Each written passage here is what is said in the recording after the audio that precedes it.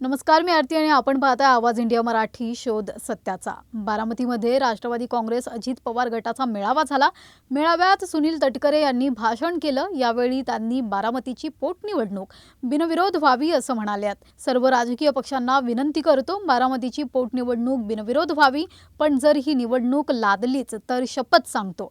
1952 पासून निवडणुका होत आहेत। आतापर्यंतच्या विधानसभा निवडणुकीच्या इतिहासात जो कोणी उमेदवार सर्वाधिक मताधिक्याने निवडून आला असेल, त्यापेक्षा जास्त मतांनी सुनेत्रा वहिनींना निवडून आणायचा हा संकल्प आपण सर्वांनी करावा। हीच अजितदादांना श्रद्धांजली ठरेल असंही सुनील तटकरे यांनी सांगितलं। सुनेत्रा वहिनी, तुम्हाला एकच विनंती आहे, आज तुम्ही अर्ज भरा, त्यानंतर जसे अजितदादा शेवटची सभा घ्यायचे तसे शेवटच्या सभेलाच तुम्ही या, अशी विनंतीही सुनील तटकरे यांनी यावेळी केली आहे।